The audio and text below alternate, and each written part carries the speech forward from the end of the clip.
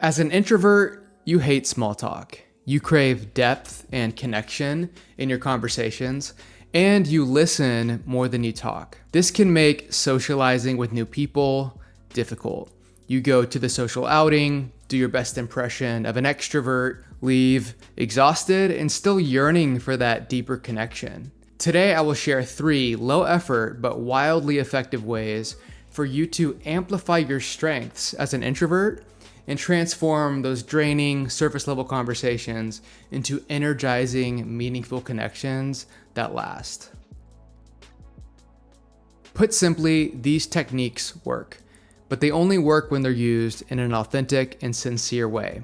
If your goal is to manipulate people, they will feel that, and these will not work. If your goal is to better understand someone and to create the space for connection to unfold, these will work. Each technique is designed to help you naturally guide conversations to the place where you're energized and connected, and that's in depth. And we'll call this depth the pool of meaning.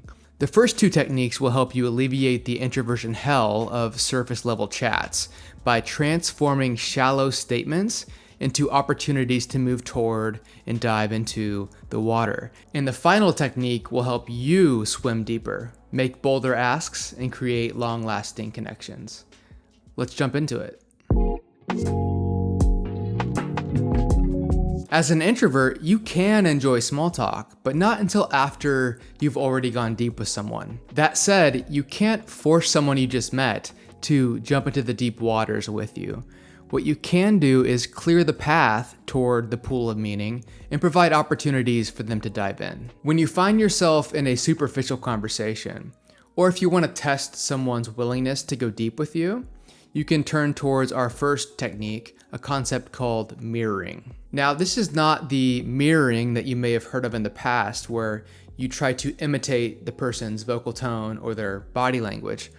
This version of mirroring was popularized by Chris Voss, the best-selling author of the book Never Split the Difference. And the technique is advantageous for introverts specifically because it harnesses our natural inclination for active listening, sincere curiosity, and empathy. Mirroring is when you simply repeat the last few words or a key phrase that the person just said in a questioning tone. This makes the other person feel heard, while creating space for them to elaborate and provide further insight. Let's say you're at a social gathering and you start a conversation with someone new.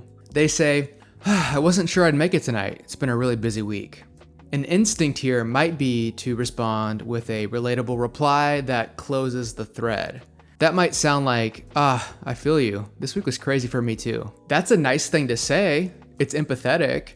But it's just 2 people dancing on the surface. It keeps you in introvert hell and it closes the thread. To use mirroring as a way to clear that path towards the pool of meaning, it would sound like this. They say, I wasn't sure I was gonna make it tonight. It's been a really busy week.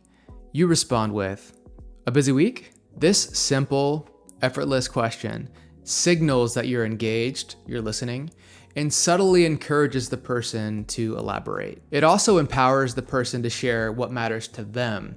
They get to decide what to disclose, how deep or how detailed they want to go. Their response will give you a clear sense for their willingness to connect on a deeper level. Let's work with some examples here. So they say, I wasn't sure I'd make it tonight. Such a busy week. You simply reply with, a busy week?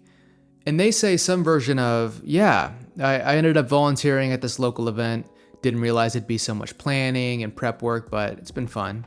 Or they say, hey, yeah, I was helping my sister move into her new apartment. Or they say, yeah, my team was a big project deadline. Their elaboration transforms a surface level busy week into a clear glimpse into their priorities, relationships, values, life situation, allowing you to guide the conversation towards a more meaningful path. So that's mirroring, repeating the last few words or a key phrase the person has just shared in a sincerely curious and questioning tone. Simple, powerful. To lead the person closer towards the pool of meaning, you can stack this next technique as a great follow-up to mirroring. This next technique amplifies your introverted strengths of active listening, perceptiveness, and your emotional acuity. And it's designed to encourage openness, diffuse tension, and deepen the connection. This concept, also made popular by Chris Voss, is called labeling. Labeling involves identifying and verbally acknowledging the emotions of the person you're speaking with, or making an empathetic statement that encourages more depth. While mirroring is a simple repetition of a key phrase, labeling requires you to pay attention to nonverbal cues and the overall tone of the conversation to help the person feel more understood. A labeling statement almost always begins with either "it sounds like" or "it seems like." Labels should avoid phrases like "I understand that," or "I think that," or "I know that." The goal is to show recognition of the person's feelings rather than trying to solve or minimize them. So when you sense an emotion or a characteristic that you want to highlight in someone, reflect that back to them with "it seems like" or "it sounds like." To use our previous examples, here are 2 examples of labeling for each of those. Example 1. Yeah, I ended up volunteering for this local event. Didn't realize it'd be so much planning and prep work, but it's been fun. Label 1. It sounds like it's a cause that really matters to you. Label 2. It sounds like you're really passionate about this work. Example 2. Yeah, I was helping my sister move into her new apartment. Label 1. Sounds like you and your sister have a really tight bond. Label 2. Seems like you two have been through a lot together. Example 3. Yeah, my team had a big project deadline. Label 1. Sounds like you've been shouldering a lot of responsibility. Label 2. Seems like you're someone the team can really count on. You can feel how these simple but thoughtful labels can do so much at once. Build connection, encourage more sharing, diffuse tension, demonstrate empathy, and guide the conversation towards a more meaningful path. It may sound kind of awkward at first, but in practice, it's not. And if you do this authentically, you'll be blown away by the level of depth that you can really get to with somebody. So in that first label, you said, sounds like it's a cause that truly matters to you. And in their response, they might reveal aspects of their family or why that particular cause has a deep emotional connection to them. So welcome to the pool of meaning. You're here. This is where you thrive, where you're energized. So let your authenticity and your depth shine through.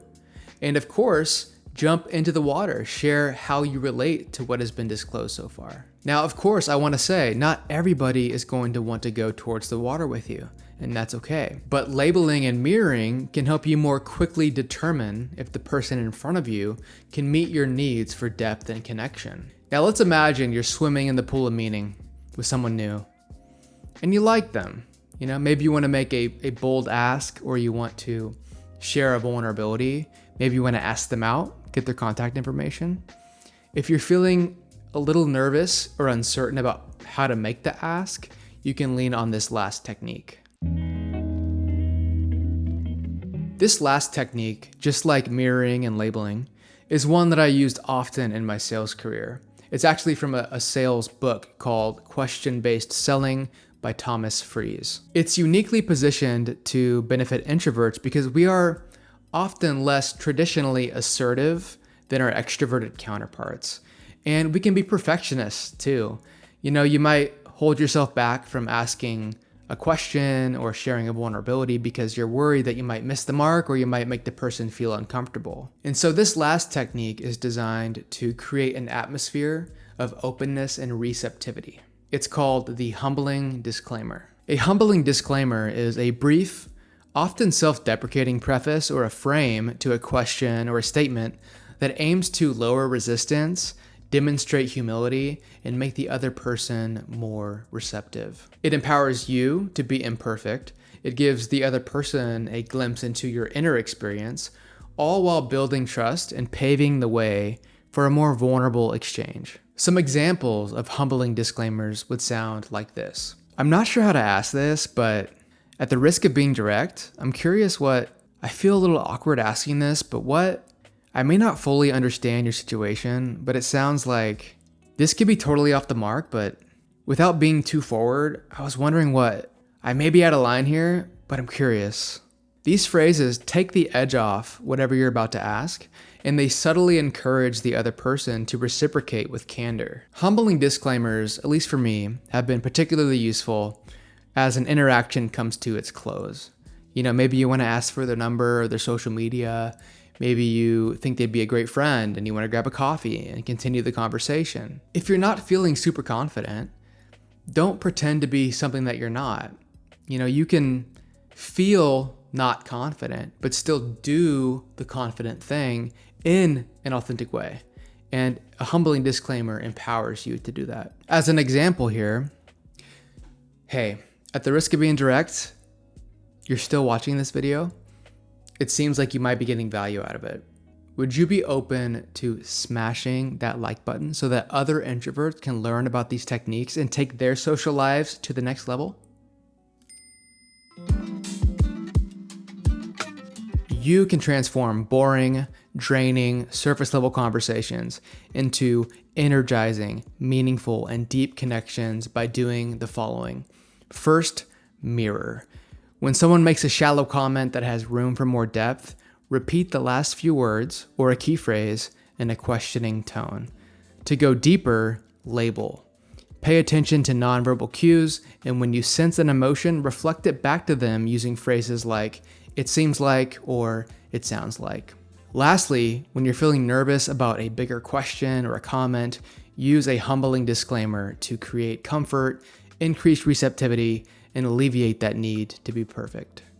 If you want to go beyond just technique and understand some of the limiting beliefs and the emotional pitfalls that hold most introverts back from their self-confidence, click this video called "What Introverts Get Wrong About Confidence." Thanks for watching. On this channel, I share insights along my journey towards a more free and authentic life. And if it resonates, I'd love if you subscribed and joined in on the conversation.